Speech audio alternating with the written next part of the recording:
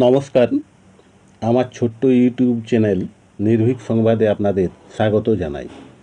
আজকে যে প্রতিবেদনটি আপনাদের সামনে তুলে ধরব তা হলো দান খয়রাতির সুফল পেতে হলে দরকার শিল্প উদ্যোগের সদর্থক প্রয়াস।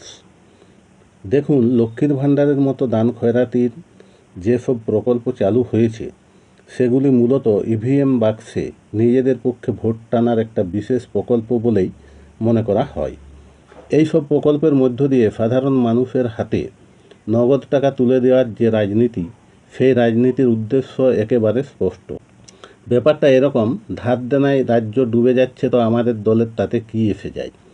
ক্ষমতার লড়াইয়ে টিকে থাকতেই হবে, যেন তেন প্রকারেণ ক্ষমতা ধরে রাখাই যেন আসল রাজনীতি এবং লক্ষ্য। রাজ্যের সমস্ত কিছু জাহান্নামে গেলেই আর কি।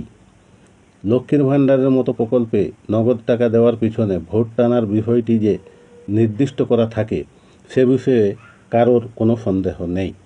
ধার দেনা করে এরকম প্রকল্পের টাকা বিতরণ করে হাতে নাতে ফল পেয়েছে আমাদের পশ্চিমবঙ্গের শাসক দল তৃণমূল কংগ্রেস, অর্থাৎ মমতা ব্যানার্জির তৃণমূল কংগ্রেস। এভাবে পশ্চিমবঙ্গের সাধারণ মানুষের হাতে নগদ অর্থ তুলে দিয়ে তৃণমূল যে সুফল পেয়েছে তা দেখে দেশের অন্য রাজ্যগুলিও ভোটারদের সামনে লাডলি বহিনের মতো প্রকল্পের হাতছানি দিয়ে রেখেছে।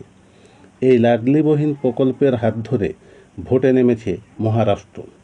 কিন্তু প্রশ্ন হলো, প্রতি মাসে এই যে বিপুল পরিমাণ টাকা মহিলাদের দান খয়রাতি হিসেবে দেওয়া হচ্ছে, এই বিপুল পরিমাণ টাকার উৎস কী?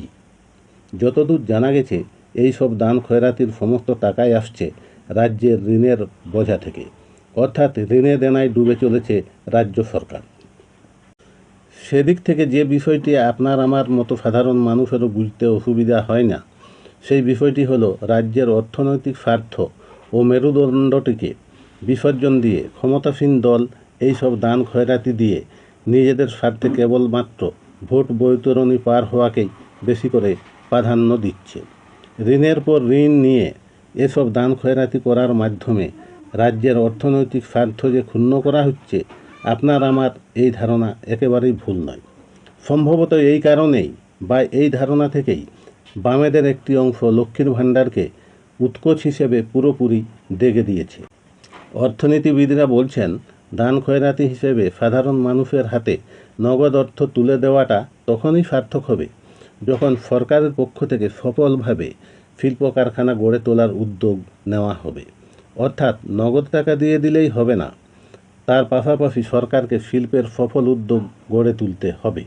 এখানে বিশেষভাবে উল্লেখ করা যায়, বিংশ শতাব্দীর 30-এর দশকে আর্থিক মন্দার কবলে পড়েছিল আমেরিকা। তখন আমেরিকার এই অর্থনৈতিক বিপর্যয় সামাল দিতে এগিয়ে এসেছিলেন অর্থনীতিবিদ জন মেনার্ড কেইনস। তিনি সাধারণ মানুষের হাতে নগদ অর্থ তুলে দেওয়ার পরামর্শ দিয়েছিলেন। তার পরামর্শ ছিল, এই অবস্থায় গ্রামীণ প্রান্তিক মানুষদের হাতে বাড়তি পয়সার প্রয়োজন, কারণ তাদের হাতে বাড়তি পয়সা থাকলে তারা বাজারের বিভিন্ন জিনিস কিনতে চাইবেন। দান খয়রাতির টাকা পাওয়া বিপুল সংখ্যক এই সব মানুষের মধ্যে সৃষ্টি হওয়া বিপুল চাহিদা পূরণ করতে তখন উৎপাদন বৃদ্ধির প্রয়োজন হবে। এর ফলে নতুন কর্মসংস্থান সৃষ্টি হবে এবং এর পাশাপাশি গ্রামীণ প্রান্তিক মানুষদের দেওয়া দান খয়রাতির এই টাকার সুফল মধ্যবিত্তরাও ভোগ করতে পারবেন। নোবেলজয়ী অর্থনীতিবিদ অভিজিৎ বিনায়ক বন্দ্যোপাধ্যায় করোনার পর বলেছিলেন, মূল্যবৃদ্ধি কিংবা ক্রেডিট রেটিং কমে যাওয়া নিয়ে মাথা ঘামানোর সময় এখন নয়। দেশের অর্থনীতির চাকা যাতে পুরোপুরি বসে না যায়, তার জন্য দরকার হলো বেশি বেশি করে টাকা ছাপিয়ে মানুষের অ্যাকাউন্টে দিয়ে দেওয়া হোক। ভারতের জনধন অ্যাকাউন্ট পরিকাঠামোকে কাজে লাগানোর কথা বলেছেন তারই অর্থনীতিবিদ স্ত্রী অ্যান্থার ডুফ্লো। তার মতে, দান খয়রাতিতে দেশের লাভের দিকটি বেশি হলেও সেই লাভ ফলপ্রসূ করতে সরকারকে শিল্প উদ্যোগে ঝাঁপিয়ে পড়তে হবে। কিন্তু দুর্ভাগ্যজনকভাবে আমাদের রাজ্য এই পশ্চিমবঙ্গে সেই উদ্যোগের খুবই অভাব।